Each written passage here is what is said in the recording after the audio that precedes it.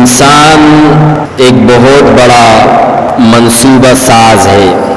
یہ وقتاً فوقتاً منصوبے بناتا رہتا ہے اور ایک منصوبے کے بعد دیگر منصوبے بناتا ہے، لیکن یہ نہیں سوچتا کہ یہ میرے منصوبے جو میں بنا رہا ہوں کیا یہ میری موجودگی میں اپنے اختتام تک پہنچیں گے بھی یا نہیں، کیا میں اپنے ان منصوبوں کو آخر تک دیکھ پاؤں گا یا نہیں. یاد دہانی کے طور پر اللہ رب العالمین نے قرآن کریم میں کل نفس ذائقۃ الموت، کل نفس ذائقۃ الموت ثم الینا ترجعون.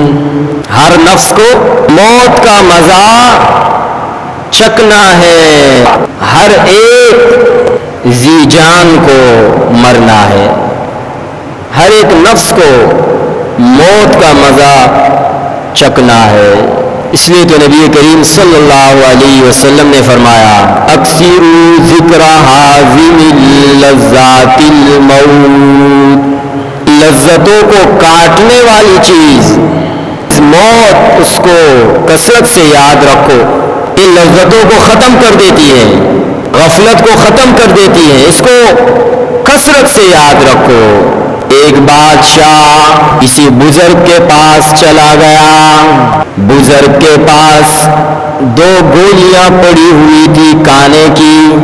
اس بادشاہ نے ایک گولی اٹھا لی اور کھا لی، اور اس کا اثر یہ ہوا جب بادشاہ اپنے محل پہنچا پوری رات وہ اپنی زوجہ سے ہم بستری کرتا رہا، اس کو سیری نہ ہوئی، اس کی جو چاہت تھی وہ حاصل نہ ہوئی، پوری رات وہ لگا رہا. تو بادشاہ بدگمانی سی کر لی اس بزرگ کے بارے میں کہ یہ کیسا شخص ہے، کس طرح گولیاں یہ کھاتا ہے، استعمال کرتا ہے. اتفاقاً ایک مرتبہ پھر وہ بادشاہ اس بزرگ کے پاس گیا تو اس بزرگ کو تو کشف ہو گیا تھا کہ بادشاہ کو بدگمانی ہو گئی ہوگی. تو اس نے سوچا کہ کوئی حکمت عملی اپنا کر سمجھایا جائے، اس کی بدگمانی کو ختم کیا جائے. تو بزرگ نے اس بادشاہ سے کہا کہ بادشاہ سلامت، تمہاری موت میں 40 دن باقی ہے، تمہاری زندگی ختم ہونے میں 40 دن باقی ہے، 40 دن بعد تم نے مر جانا ہے. تو بادشاہ بہت ڈر گیا، بہت. تو وہ جلدی سے اس بزرگ سے رخصت لے کر اپنے محل گیا، لیکن محل میں جانے سے پہلے بزرگ نے اس بادشاہ سے کہا کہ بادشاہ سلامت، ایسا کرو یہ گولیاں ہیں 80 انے اٹھاؤ، ایک صبح کھاؤ ایک شام کو کھاؤ، آخرت کی تیاری کرو، اب غافل نہ رہو. بادشاہ سلامت نے کہا بہت اچھی بات ہے. وہ 80 گولیاں اٹھا کر اپنے محل چلا گیا اور اپنی بادشاہت کی کرسی وزیر اعظم کو سونپ دی کہ تم آج کے بعد بادشاہ ہو.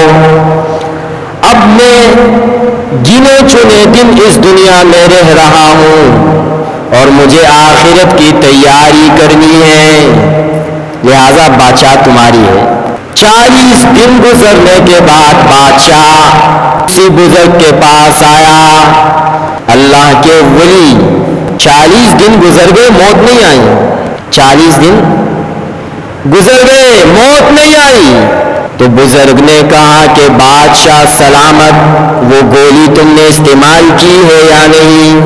بادشاہ نے کہا بالکل، بڑے اہتمام کے ساتھ صبح و شام میں نے گولیاں استعمال کی. اللہ کے ولی نے پوچھا کہ کیا تمہارے خواہش نفس وہ دبی یا نہیں دبی؟ تو اس بادشاہ نے کہا کہ اللہ کے ولی، موت میرے سامنے کھڑی ہے تو اس کا کیا اثر ہوتا، مجھے تو معلوم تھا کہ 40 دن بعد مجھے مرنا ہے. تو اس اللہ کے ولی نے کہا کہ دیکھو بادشاہ سلامت، تمہیں تو 40 دن مل گئے اور مجھے ایک پل کی بھی خبر نہیں ہے، لہذا تم نے کیوں بدگمانی کی؟ اس لیے فرمایا اکثروا ذکر ذکر حازم اللذات الموت، لذتوں کو ختم کرنے والی چیز موت کو بہت یاد کرو۔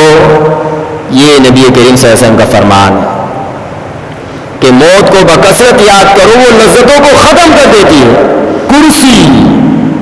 کرسی کی لذت ایک الگ لذت ہے، بادشاہت چھوڑنا، سلطنت چھوڑنا، کرسی چھوڑنا بہت مشکل کام ہے۔ اس بادشاہ نے موت کا سنتے ہی وہ لذت والی چیز چھوڑ لی، کیونکہ موت نے وہ لذت والی چیز توڑ لی، اور بادشاہ نے ارادہ کیا اب میں آخرت کی تیاری کرتا ہوں، چھوڑتا ہوں یہ بادشاہت۔ تو اس لیے فرمایا کہ وہ چیز یاد کرو جو لذتوں کو کاٹنے والی ہے، یعنی موت۔ تو میرے عزیزو، آخرت کی تیاری کرنی چاہیے، نہ جانے کس پل اور کس وقت کون اس دنیا سے رخصت ہو جائے، ہر ایک نے جانا ہے۔ وَإِذَا حَمَلْتَ عَلَى الْقُبُورِ جَنَازَةً وَإِذَا حَمَلْتَ عَلَى الْقُبُورِ جَنَازَةً فَاعْلَمْ بِأَنَّكَ بَعْدَهَا مَحْمُولٌ، جب تم کسی جنازے کو اپنے کندھے پر اٹھا کر قبروں پر گزرو، جان لو کہ بِأَنَّكَ بَعْدَهَا مَحْمُولٌ، کہ اس کے بعد تمہیں بھی اسی طرح لوگ کندھوں پر اٹھائیں گے۔ آج تو اس مردے کو تم نے کندھوں پر اٹھایا ہے، کل تمہاری باری ہے، لوگ تمہیں کندھا دے کر تمہیں اٹھائیں گے۔